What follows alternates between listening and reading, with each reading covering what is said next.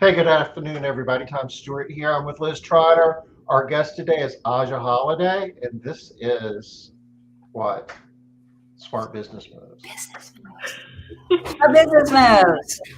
All right. Let's see. I need to Doing adjust. this once a week, I can't even remember what we call the show. How about that? Liz? I I need, really liked the week, Tom, when you forgot your name. That was I my need, I need to talk to Victoria. I need cue cards. I need to have a teleprompter. favorite. Can we have that? For your name, Tom? I'll take it. What is it? Don't worry, we'll get Anchorman. you a You name know, tag if that's you put written it on the backwards. teleprompter, I'll read it. Yeah. It's like it must have been a rough week already, Tom. I've been working. A All lot of right. motion, a lot of motion, a Good. little bit of movement, but definitely a lot of motion. Okay. Well, better Aja, make how the more heck are you movement, doing but today? say it I'm doing again. really well. Doing well. I'm keeping cool. It's been pretty toasty here in Colorado, so What doing does well. toasty in Colorado feel like? It's just dry and hot. I mean, it just feels like a desert, but Is the temperature what, 78 degrees? I mean, it's it sweltering. hit like 96 today. Are you kidding me? Yeah, Hot. Golly day. it was pretty That is hot. toasty. We had a couple of 100-degree days in the last week, and that was my house. I was like, why is it so warm in here? The AC is blasting the whole day, and I was like just toasty all day. And then I looked at the temperature, and I was like, that makes sense. Now I know why it's so warm in But you here. don't get, but it gets hotter later and it gets colder sooner. You don't get many of those days. I mean, heck, you'll be shoveling snow in another month, right? Next week. Maybe. Usually July we'll get like about 50% above 90 at least, Oh, if not wow. more. And then August it starts to cool down a little bit. Last year we did have snow in. Did we have snow in September? Maybe it was the year before. The year that everything was on fire, we got snow at one point randomly, but it didn't help. I feel like you guys do get snow a lot, like on Last year, days when it could not be snowy. I can't remember if it was last year or the year before. It didn't snow until New Year's Eve.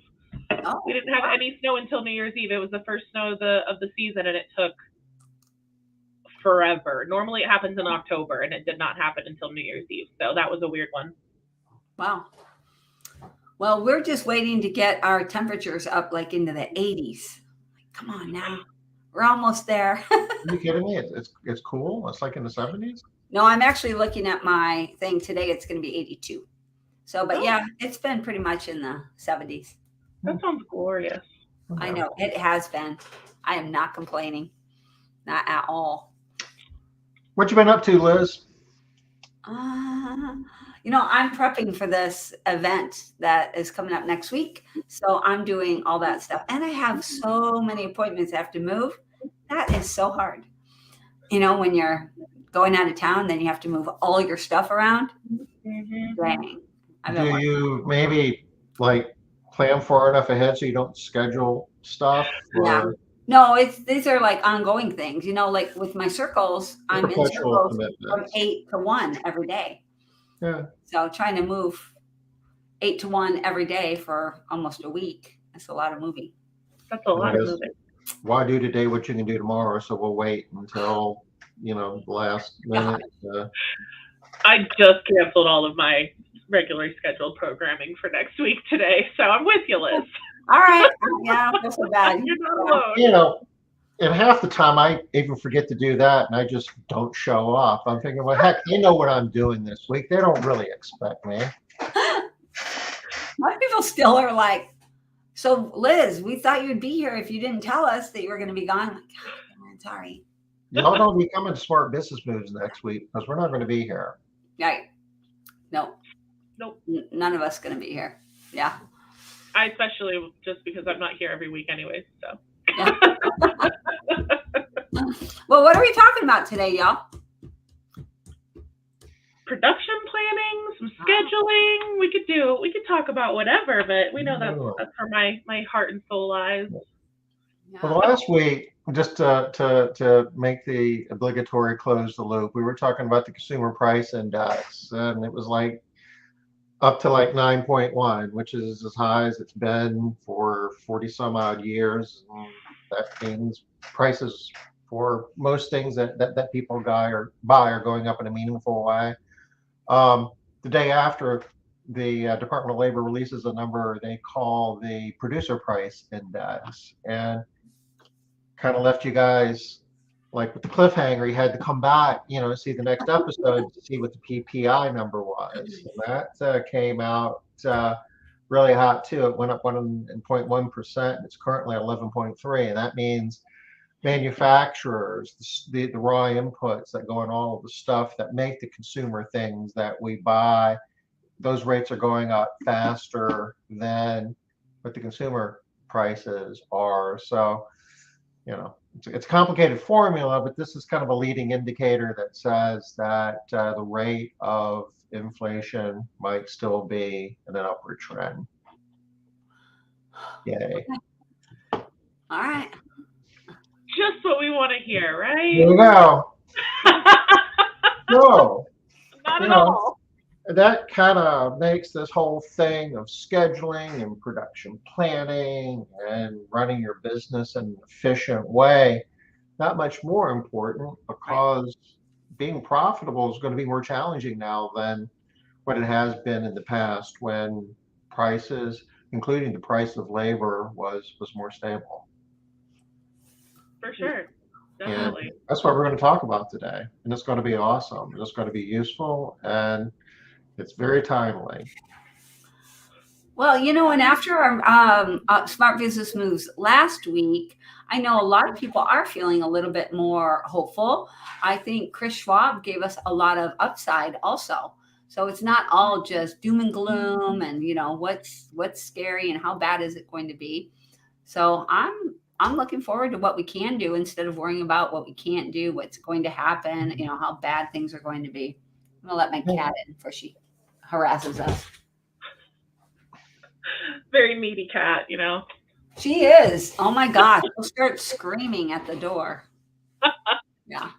Oh, really I bad. think, I think the whole point here is you just have to plan, and you have to be if and you have to be willing to change. And if you do that, this has the opportunity to even get better outcomes than what you would if prices were more stable. Yeah.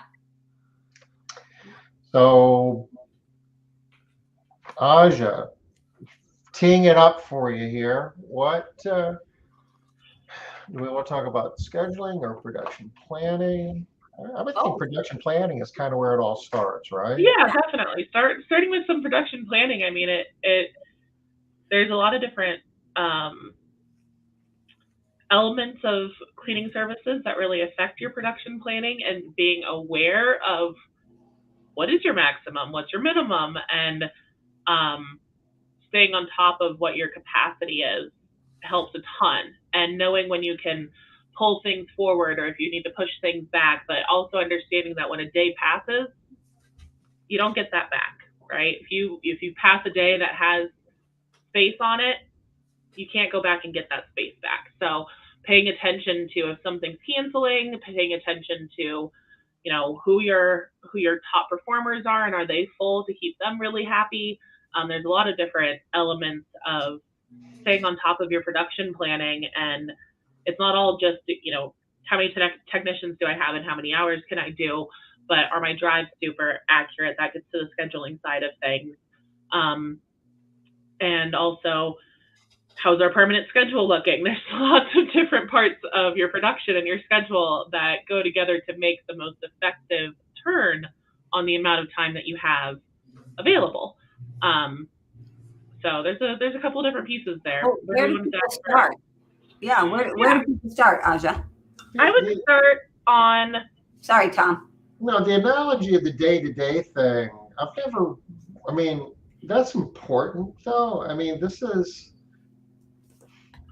when you said that, I kind of, it's like, okay, it's like I'm running a restaurant, or like I have a grocery store or something, and a fruit stand. And, you don't want to have stuff rotting and having to throw it away, right? Mm-hmm. So, if you've got unused capacity or stuff, that's kind of like throwing rotten fruit.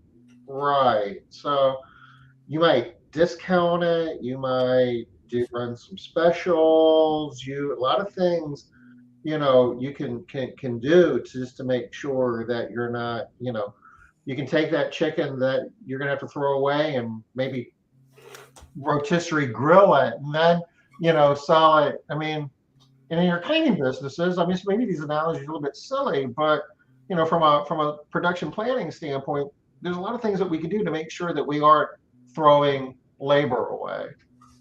Yeah, and I actually would start by looking both in the most recent history and in your upcoming future. So looking into your last week, maybe even last 2 weeks, and seeing if there was any time left on the table and where did that time come from. That helps to understand what are some habits that might be happening currently with your schedule. Are you having a lot of last minute cancellations? Are you not scheduling enough to begin with? That kind of helps to know where you need to focus your attention for the future. So if you're looking into the future and you're seeing that you have what look like full days, but you had, $600 left on the table last week or $1,000 left on the table last week because there was empty holes. How did those holes happen, and how do you make sure that you are able to fill those holes coming up as well? So I would start looking at both of those, both the past and the upcoming future, to see if you have a current trend that you're working with, and to help get rid of your rotten fruit.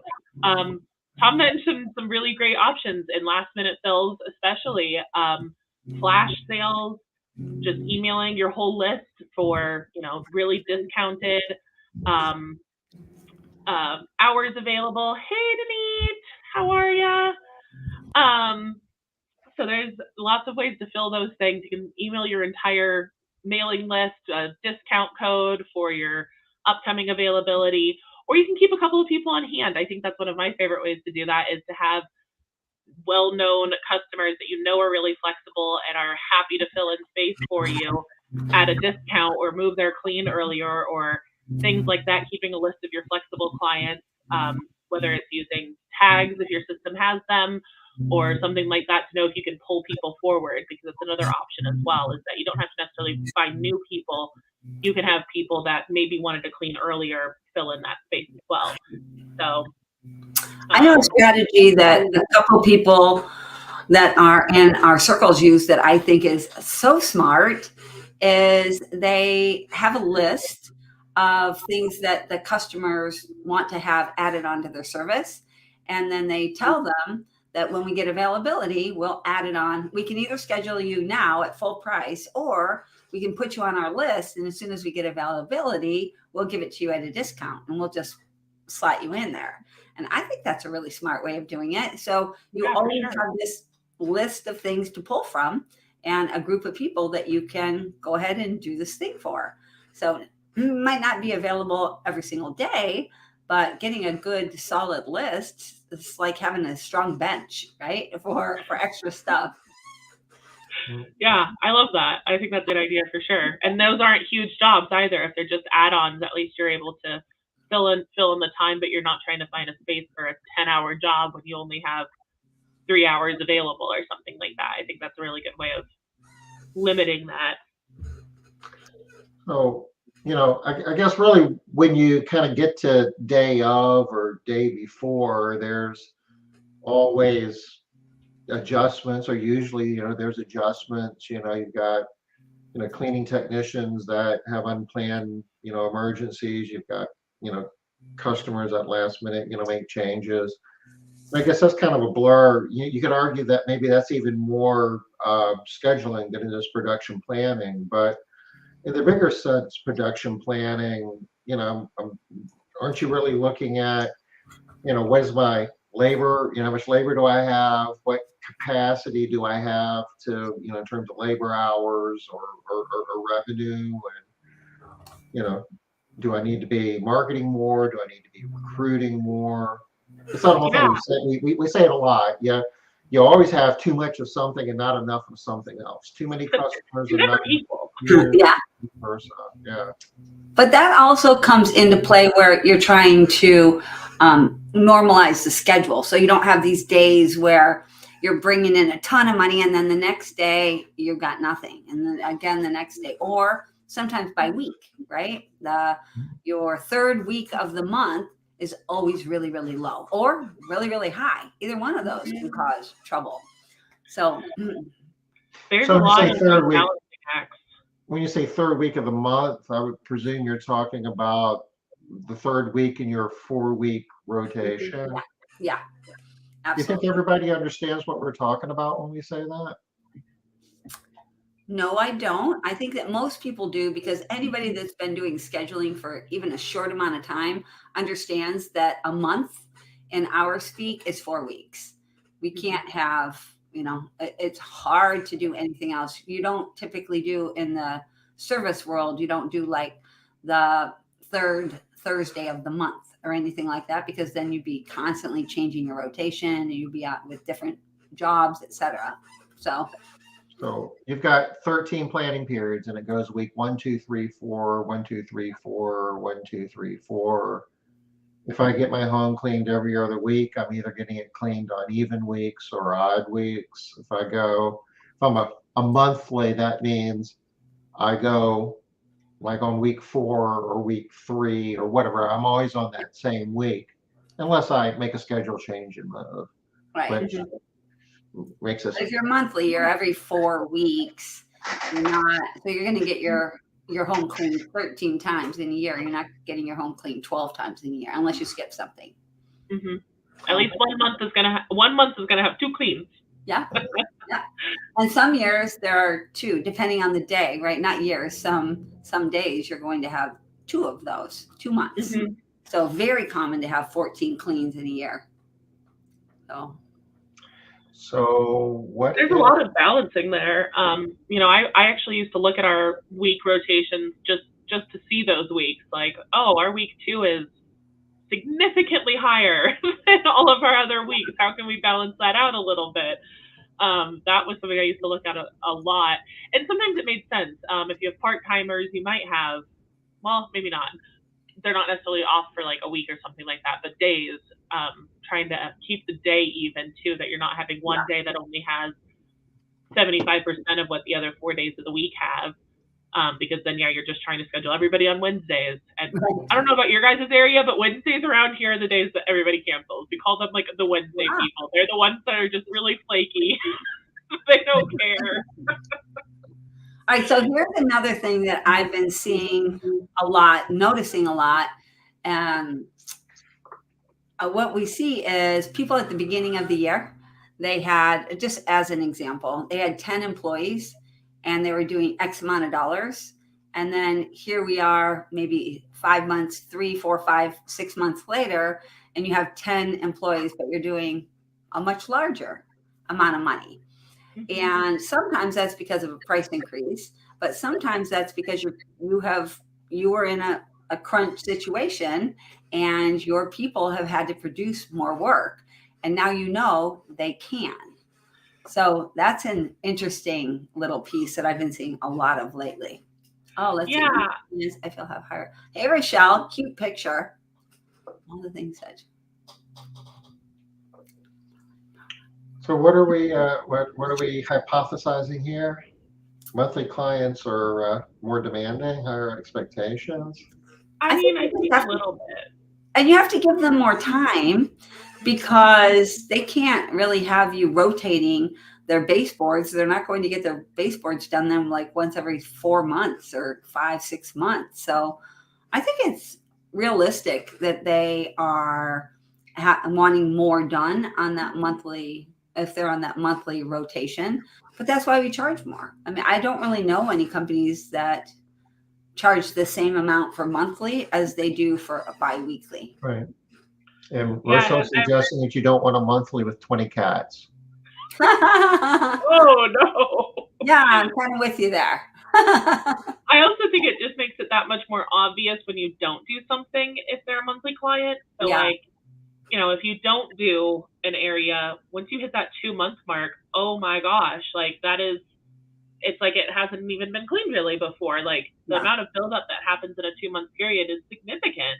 And so I think it makes it like, if you're not doing everything every month, then it is a lot more obvious, and it probably feels a lot dirtier because they are monthly. But man, I don't think I know anybody who's like, oh yeah, monthly clients are my favorite. No, Nobody's favorite. We take them because nobody. it's expected. But man, I just try to price them out. So, I mean, I guess for another day, there's a whole methodology. I mean, it's been a while, but Carrie Knight has been on our show before, and she's got strategies to take monthlies and to turn them into bi-weeklies and weeklies, and mostly bi-weeklies. That's her big push. Yeah. I think Tina Service has some strategies around that too that she shared with us. She does. Yeah. So, from a production planning standpoint, we want to balance the workload. On monthlies, I have something else for monthlies. I'm being able to use them for production planning. It's not my favorite way to do it, but it is a way to kind of use your monthlies as your fillers, because they are less expected on when they're getting cleaned, because they're like, well, I'm only getting cleaned every 4 weeks anyways. So they're usually a bit more flexible with being able to change their dates and helping with your production planning too, and also balancing your weeks, because your monthlies are the reason that you would have the only reason that you'd have 1 week that's out of balance is because of your monthlies. So they have their values. So it can help with your production planning too. And I guess that's really part of the sales process. We can certainly put you on a 4-week rotation, but the consistency is not going to be the same as what you would expect if you were every 2 weeks. You might not be getting the same cleaner every visit. We might have to move you a day here or there to balance it out. But we certainly appreciate from a monthly investment standpoint, it can be more economical, and we'll work with you. So, and that's part of what you're paying for. That's part of what that discount is all about. How do we balance our schedule? Make sure we don't have too much work on one day or the next, or too many labor hours on the even weeks as opposed to the odd weeks. I know that you've got some tricks up your sleeve in terms of ways of managing that, Ajia. Is there anything you want to share with us? I mean, that really comes down to whatever your relationship is between your sales process and your recurring or your scheduler process.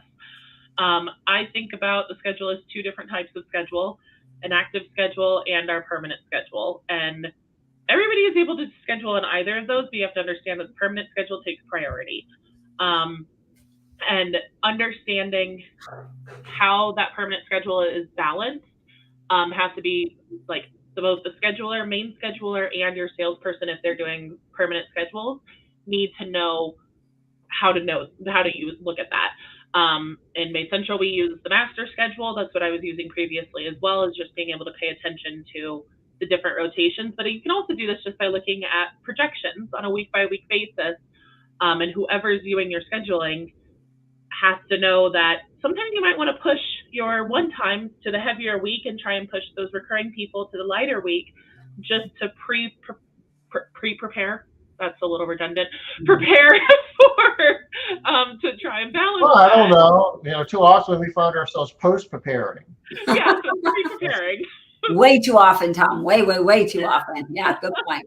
What's another way of saying reacting? Yeah. So the master schedule, based on what you're saying right now, Ajia, the master schedule and the permanent schedule are the same thing. Yes. All right. Yes. So for people that are using, so you've just introduced a concept, Liz, master schedule. And so the reason I'm bringing it up is because anybody that's on here that is using MaidCentral, and we do have a lot of people that use MaidCentral, in our circles as well, they might think that you're talking about something different with the permanent schedule. But I just want to make sure that it's clear that the master schedule is your permanent schedule. That's the way that you set everything kind of in stone, and that's not what you're changing on the day-to-day basis. Right? So that's the basis of your every week, every 2 week, and every 4 week rotations, what day they're regularly scheduled on and what team and time they're regularly scheduled on. That changes on the active schedule based off of what's actually available, what resources are available, what times are available, resources in terms of time and team, I guess, that those can adjust. just because that's what's available on that day. So your active schedule can be adjusted with one-time jobs, move out. That's where you can kind of fill in some of that additional availability that your permanent schedule doesn't fill. And to help balance something, if you do have an out of balance on your schedule where your, even weeks are significantly heavier than your odd weeks, then you can work to only schedule one-times and move outs and anything that's part of your active schedule on your even weeks, and working to schedule new permanent schedules, new recurring schedules on your odd weeks. And that will help you balance things out without having to move clients that you already have existing on your schedule. So that's how I would try to do that, at least in the preparation side of it, of being proactively getting your schedule to be equal again. Or if you're doing it in response, then you would be contacting your clients and having them move rotations. That's Tom's post preparation. Yeah, that's the post prepare. But for anybody that isn't using the master schedule, regardless of what system you're on, master permanent schedule, highly, highly, highly recommend it. And I'm going to go back to a previous Smart Business Moves that we had, where Joe Walsh was on. You remember that, Tom? We had Joe on, and he made such an impact on a lot of our viewers around the idea that one of the most important things for the satisfaction and joy and ultimate delight of your clients is keeping the same team on the same schedule as a priority. But that is really hard to do. Like I'm not going to say impossible, but so extremely difficult if you're not keeping a master schedule. Everything has to be in your memory then. You're relying on memory too much. Yeah, it was a metric, I guess, that's been coined consistency. And we're actually are building a report and a mechanism to measure that. It's going to be awesome. Nice. Doing a presentation at convention about that and how it works and how to measure it. And I mean, Joe's been talking about consistency for a long time. Yes, very long time. And also on your cleaning professional side, they're much happier with their job and they make more money most of the time. Not always, most of the time. But it's more money and it's more enjoyable. It's less stressful. It's easier. Yes. The whole thing is just a better experience for everyone. So I love it. So our big 3 things then, now that we have, our productivity, efficiency, and consistency. Yeah. I'm loving that. I'm loving that. It's gonna be good. I actually talked with Joe when I was working to switch to solos. He took time out of his day to make a couple of phone calls with me and let me pick his brain on how he switched to solos at his size, and how we could do that too. And we talked so much about that consistency concept, and it's been something I got to watch it in action, and it's true. The biggest thing was probably our turnover dropped. Being able to have the same technicians going to the same houses, they were so much happier. They were able to perform so much better and be so much faster. And then their clients were happier. They got more tips. It was such a nice thing. And it is easier with solos for sure to be able to do that for them. But it was just that is such a huge deal on also being able to predict a little bit more on what your team is capable of doing. Yeah, absolutely. And so I really believe that. Oh, absolutely. No doubt about that. That has never been a debate about whether or not the clients prefer consistency or not, even when they're not in the home, even when before COVID and everybody worked outside of the home, your clients still wanted that consistency, and for so many obvious reasons. But my point that I really wanted to make was that master schedule, how much easier that makes it. Right? And regardless of how you do it, I don't care what program you're using, setting that master schedule, that permanent schedule that shows who's on these jobs all the time, and then only moving them off when absolutely necessary. Without the master schedule, you're moving people, floating people around all the time, especially in a larger company. A smaller company, you have a lot of that in your head, right? Scheduling persons, keeping tracks like, oh no. And they'll be able to keep things like, oh no, I know that I already moved her one time. I skipped her. I changed her day. But at some point in time, you can't keep that in your mind anymore. And you might as well start when you're small. Start when you're smaller and put that master schedule in place so that as you grow, you're going to be able to scale much, much easier. There's a couple of different options. I was thinking about how I would do a master schedule if I didn't have MaidCentral capability. And originally I did it in an Excel spreadsheet where I was just having, each block for each team. But I've been thinking about ideas of how to do that as well for using like just a Google calendar, and having each team be their own calendar. And you can even have a calendar for available openings and having those labeled so that if you're looking for just availability, you can just look at that one team, that one schedule. That one calendar.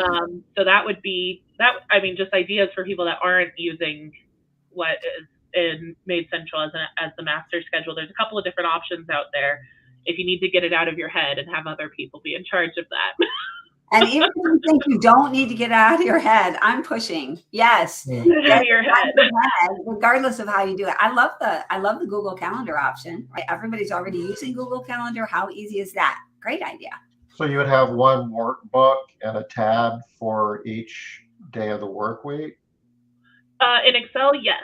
For an Excel or a Google Sheet or something like that, I would have it as one tab for each day of the week, and then a box for each team's availability or what they have scheduled. Which would really be like 4 rows where you would have 4 columns and probably 4 to 5 rows per team, depending on how big of houses, if you're using teams or solos. 2 to 3 if you're using solos, and 4 to 5 if you're using teams. We could build one right now if we wanted to. Yeah. We already have them built. We don't need to. We have shown this before. But I think that, Ajia, your idea about the Google Calendar, that's a new idea. That's something we haven't floated before, right? We haven't shown that. So I think that could easily work as well. A calendar for each team. And so also having that calendar that is just openings, how nice is that? Because that's one of the big struggles, is trying to find that recurring opening, right? And in as few clicks as possible is always my goal, is that as few clicks as possible, be able to see what your openings are for a permanent recurring person or client.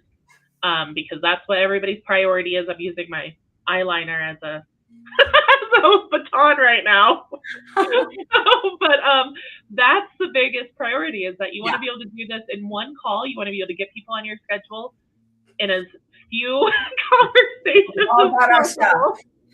Mine's not eyeliner though. Yeah. It's actually my eyebrow pencils.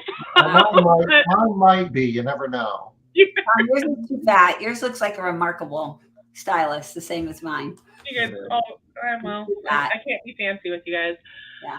So, but yeah, that would, as few steps as possible, so that even if you have, 10 teams or 10 solos, instead of having to look through all 10 of those to find openings, you would just have your one opening schedule. And if you give that away, you would be able to reassign that block to the team. Super nice. And just have that labeled there. So that would be my current workaround if I didn't want to build a Excel spreadsheet again.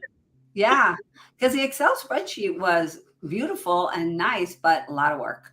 It was a lot of work. A lot of work. Yeah. So, check it out, Denise. I'll bet you can do something. This idea is pretty. What is TCF? The customer factor? Oh, okay. Yeah. Yeah. Robin says that you're a wizard there, Ajia. Yeah. You're a wizard, Harry. Yeah. I mean, I grew up on Harry Potter. I'm glad to be a wizard in some way. I love Harry Potter too. All right. So we're thinking about we got to normalize our schedules. We've got to keep that consistency, right? Mm-hmm. Really, we want to be normalizing by day, and we want to be normalizing by week. All right. So that's first place. Start there. figure out, and then next thing, it sounds like really need to have a clear understanding where your openings are, so that on the recurring basis, so that you can book into them. And when you say normalizing, I'm assuming you're like leveling, you're balancing the Leveling. workflow. Balancing. That's a much better word for what I'm You're reaching out to Yep. certain customers and saying, hey, Mrs. Jones, would you mind if we moved your, every 4-week cleaning from Wednesday to Tuesday? But every once in a while, we might wind up doing you on Thursday, but and having those discussions. Mm-hmm. Yeah, absolutely. I was definitely starting there, and then probably getting an understanding of what's to be expected from your schedule. What is your absentee rate? What is your skip rate?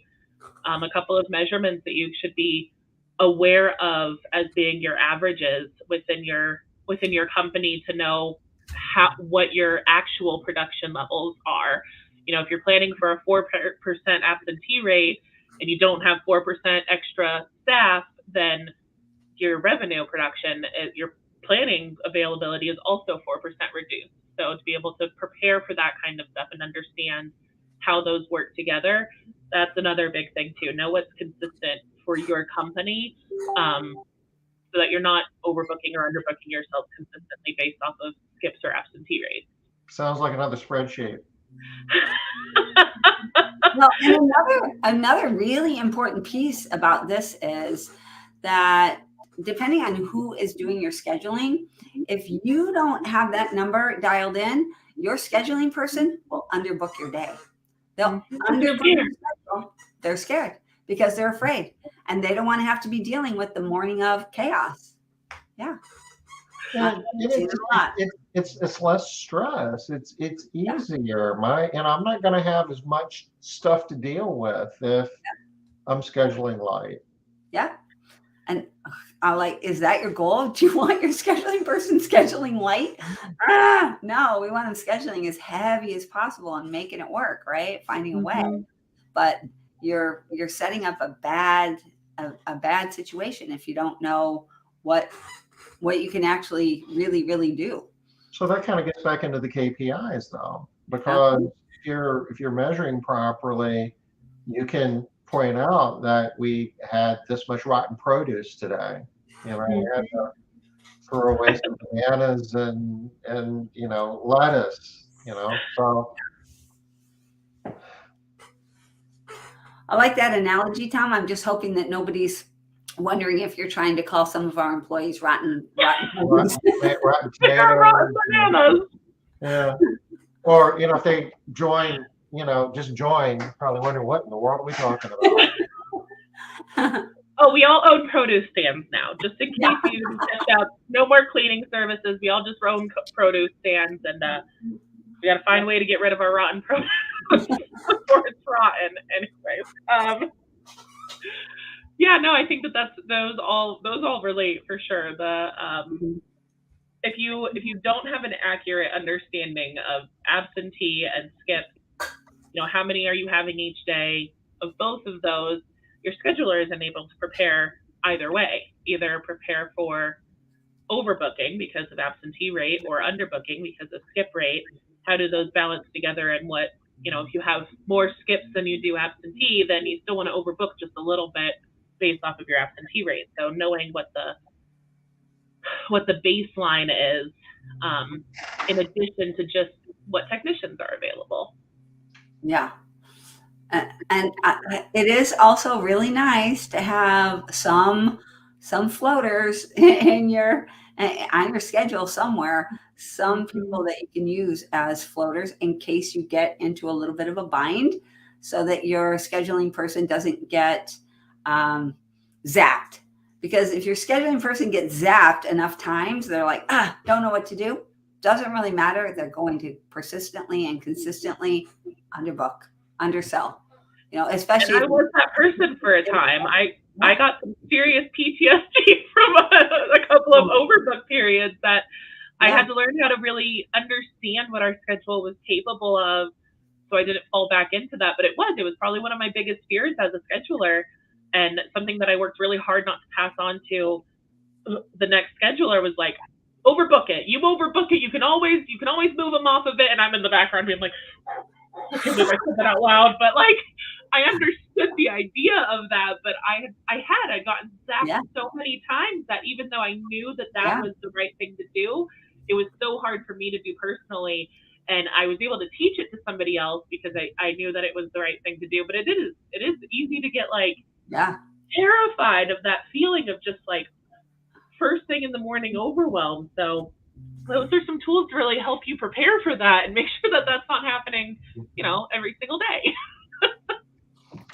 It's interesting though, because large organizations, publicly traded companies, very successful and profitable and so forth, exist for, they certainly overbook, right? And they know they're going to have a certain number of cancellations, blah, blah, blah, blah, blah. But, they're playing the averages, and they know there's going to be a certain percentage of the time that they're going to have to, offer the deal. Yeah. Yeah. Now more so, I think their models are a little off, though. I guess some things have changed, and they're doing that a lot more. I guess too many canceled flights. The system's broken at the moment, but they get it figured out. But that's been going on. Right. Yeah. But you know what? They have been doing that since long before COVID, since long before any of this stuff happened, and it worked really, really well for a really, really long time. Yes, things are different now, and we all have to figure out how to work within the new realm, and they do too. So I don't think it's shocking or surprising at all that they're struggling a little bit. They're still trying to do the same old thing that they've always done, and times are different. You would call it unprecedented times, I think, Tom. But you call it, in the context of house cleaning, we call it getting zapped. And the context of bigger businesses, they're just doing business. That's part of it. And it's not a, it's not a fail. It's not, a lot of drama. It's SOP. They know a certain percentage of the time, this is going to be the drill. Yeah. And really, that seems to be such a smarter way to do it, even for small businesses. Listen, SOP is we always overbook. And on the morning of, this is how it looks. This is how we manage that. Not, oh my gosh, it's going to be chaos. It's going to be chaotic. It's going to be terrible. No, this is how we do that. This is how we deal with it on the morning of. And having better systems in place for managing that. So it seems more part of the norm. It just makes more sense. And it helps keep you from leaving, empty produce on the stand, from leaving those, like, you can never get that revenue back. Once that day has passed, you can never get those hours back. And if you do have to move 1 to 2 jobs off of that day, you are getting that maximum revenue out of that day. You literally squeezed out the absolute maximum out of that day. And it does, it works. It still works. And no matter what size you are, it still works to do it that way. And be able to walk that line. And if we've done, discussions on, break-even point before, and most of the homes you're cleaning in a day, the revenue off of those homes is going to cover your variable cost, cover your fixed operating cost. And it's really those last few homes that you're cleaning that really represents any profit you can hope to make. So, okay, maybe I'm cleaning 50 homes today and 2 of them cancel. Well, it's okay, I'm still cleaning 48. But, if you're working with a 10% profit margin, then, that's 40% of your profit you just lost by not cleaning those 2 homes. That's a really good point, for sure. Which kind of defeats the purpose of getting out of bed and cleaning any homes at all. And I think that's where the KPIs really come in handy, because there's a disconnect between the information that the owner has. The owner knows about break even, that the owner understands it, but without that tracking, without the person that's doing the scheduling, seeing it, understanding it on a regular basis, viscerally understanding it, they're still going to underschedule. They're still going to schedule light, because even though, I hear what you're saying, but I don't want the chaos in my life. So even the education about why and the amount of money, that's your problem. As the owner of the company, that part's your problem. I'm just worrying about my problem. I don't want to have a bad morning, right? So as I think, especially now, we are seeing even more of that, where people are not really happy to put themselves on the line for the owner to be making more money, without really good understanding. With good, deep understanding, adding in a little matter, meaning, measure, and autonomy. I know I haven't hit on that in a while, but so that that employee feels like this is also my company, right? This is my company too. So I'm trying to fix these problems as well. Without that, they're going to continue to undersell. One way that I know some companies deal with that is the scheduler doesn't sell, right? They don't handle sales. But when you're a smaller company, that's usually not an option, right? You're handling all of that. You're wearing all the hats. So many hats on one face, one head. And the truth is, many CBOs are having the same issue. They also are like, yeah, I know that I need to book it tight because otherwise I'm losing my profit, but it's not worth it to me. Like, I don't want the hassle. Mornings are so chaotic. So back to the master schedule, y'all. Back to the master schedule. Back to the master schedule helps a lot of that. Pre-planning is a lot better than post-planning. So much better. So much better. Pre-prepare. I mean, it also goes into, like, what are the expectations of your technicians? What are their hours expectations? And what else what is their efficiency? How productive are they? There's lots of different ways to measure this. That is, sure, if you don't want to have that level of work on each technician or each team, then you have a staffing constraint on your production, and that needs to be addressed as well. And it might be a matter of having extra staff so that you don't have to worry about that, but still make your break even. That's okay. You can make that decision. If you still really want to make that profit mark without having to do all of the morning stuff, that's a possibility too. You can do that. There are decisions to make that happen, but it will also help you feel safer to be able to make that happen in the future. Get yourself into a place of being like, oh, this isn't so bad. Convince yourself that it's a good thing without throwing yourself into the fire. Well, I'm also going to say that takes us back to data, right? You have to have the data. You have to be able to know what those numbers are so that you can make those decisions. Otherwise, you're flying blind. Sometimes you're getting lucky and sometimes you're not. And the data keeps it so that you're always on the lucky side, right? You can make those smarter decisions. And then even if you make the decision, no, Mondays or maybe not Mondays, Fridays are always chaotic. And no, I don't want to have a chaotic Friday. I'm always booking them light. All right, then you know what's going to happen. You know that you're losing money because you have the data to see. Maybe that's a trade-off for you. And I know for a lot of people, it is a trade-off. Fine. But you got to have the data.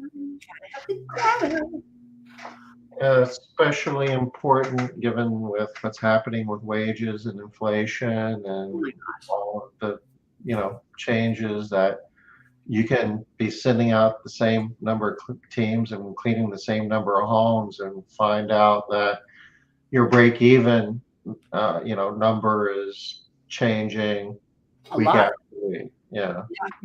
With gas changing, with the price of our supplies changing, equipment, and a lot of times those numbers are changing such a small amount you think it's not going to impact. I was actually talking to somebody just a couple of weeks ago. Barkeeper's Friend has gone up in their area, but only by 12 cents. What the heck? How much Barkeeper's Friend do you guys use? Right? Most companies are using a lot of Barkeeper's Friend. 12 cents?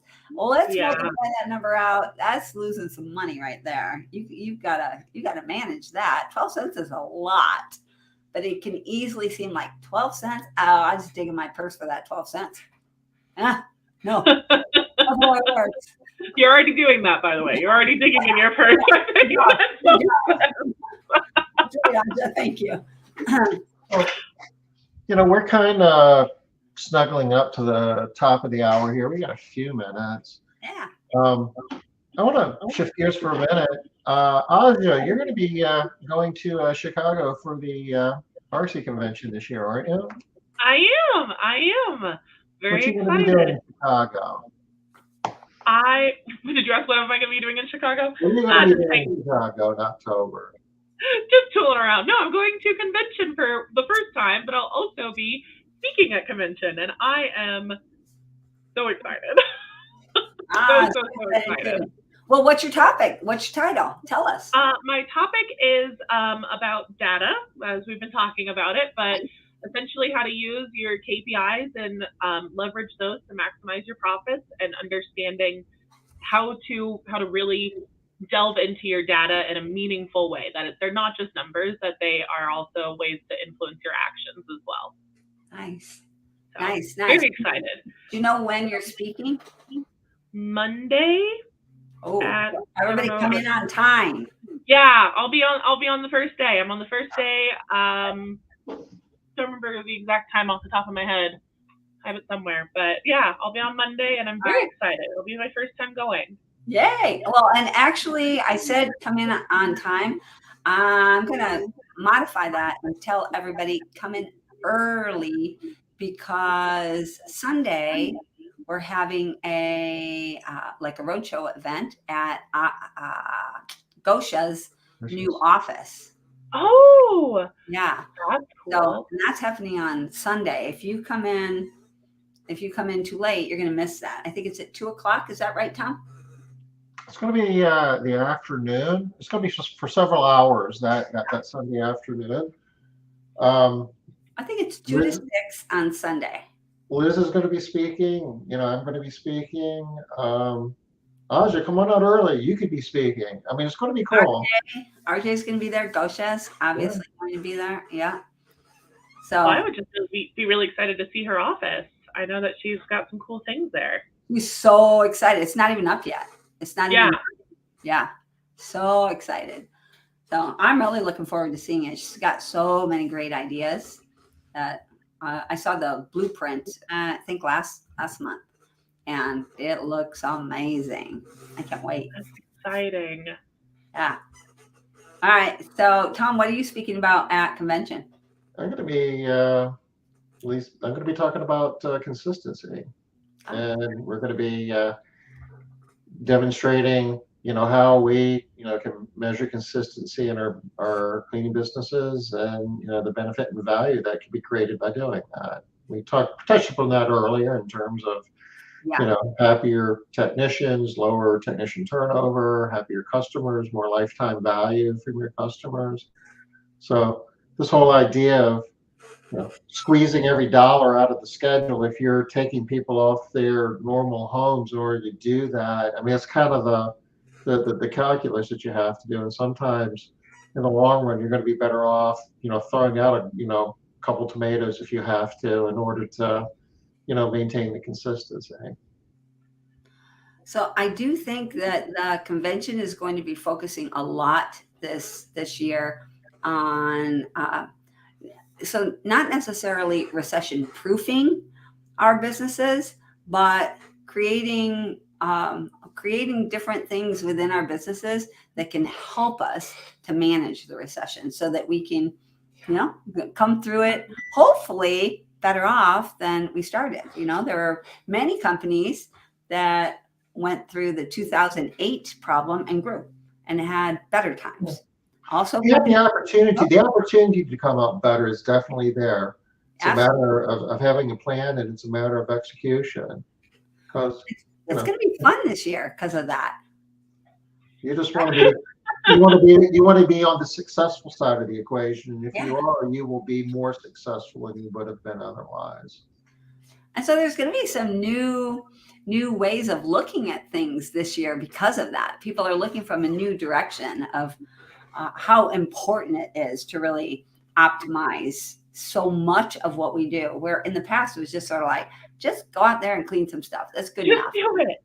Yeah.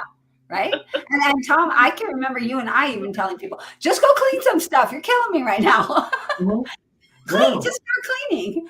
right? And now we're going to be talking, everybody's going to be talking about a lot more than just cleaning stuff. It's going to be more about how to be much more professional and to actually be growing these businesses in much larger, better, stronger ways. So, And that's where it's going. You're going to be seeing that in the months and in years ahead. The discussion is going to be shifting. It's a long time ago we talked about who makes the best vacuum cleaner, and then it was like sales and conversion rates and stuff like that, and all of that's important, but more and more the discussion is going to be on optimization. How do I really price for profit, and how do I manage my schedule and get the best return off of my workforce? And that's a more complicated exercise, but the benefits in terms of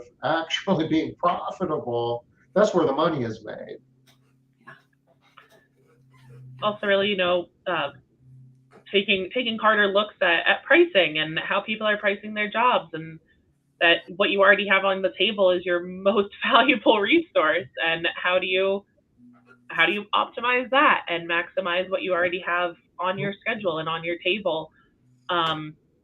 That it's not necessarily always looking outwards, it might be looking into what you already have capable. And I think that's going to be a big part of starting with a really strong base before you reaching out into all these new things. But that, I think that's going to have a really big part of that conversation of what we're going into right now.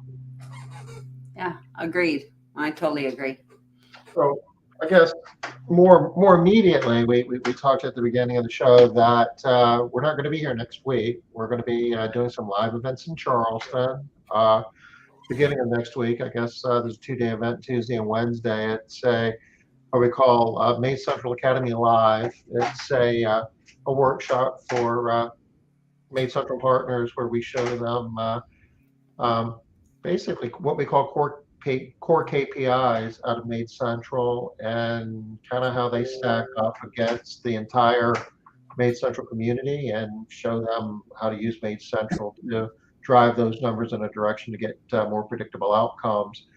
And Liz, you're going to be doing a program on Thursday and Friday of next week? Thursday, Friday, and Saturday, directly following your event. The employee lifecycle event. So we'll be talking about the different things that you need to do at each stage of the employee lifecycle so that you can keep your employees throughout this entire time period with an average retention. The goal is an average retention of 3 years. So if that sounds like something that you're really would love to have, then you might want to consider that event. Now, I know it's really late, but we are doing a live streaming event, and the live streaming is amazing, y'all. If you have never done live streaming, or if you have and hadn't had a good experience, our live streaming is amazing. You feel like you're in the room, you're on a big, huge monitor, and you're brought into the discussion and conversation in exactly the same way as everyone else is. And our event is actually a workshop. It's not education and training. It's not just education and training. It's you putting stuff in place so that you go home with your new plan. So I'm excited about it. So, and if you're interested, I guess the live stream, you can sign up whenever. Yeah. Still have any spots left if anybody wants to actually come to Charleston? Oh yeah, absolutely. Of course, people can come live. We always have room. It's your office time. It's a big office. We can put lots of people. We'll squeeze you in. We'll squeeze you in. So is this where we would sign up? Yep. That's okay, it. I'll drop that link in chat. Hey Pam, you're live streaming? Okay. Yeah. We have quite a few people live streaming this time. We're looking forward to that. Oh, you saw it done in Vegas. Pam was at our event live in Vegas, and she saw the live stream, how well it worked. So I'm excited. Well, we are at the top of the hour. We're going to be working next week, so we're not going to be here, but we'll be back the week after that. Well, we'll be in August at that point, right? Sure will. Doggone. Yeah. Crazy. August 3rd. Where is the year going? August 3rd. Same place it always goes, Tom. Okay. Do the pass. In the bath. Oh, look, Tom froze so cutely. Look at how cute that is. All right. Bye. Bye, y'all. I don't think Tom can stop us. I'm trying. Are you efforting, Tom? I'm efforting. I don't know what happened there because my screen just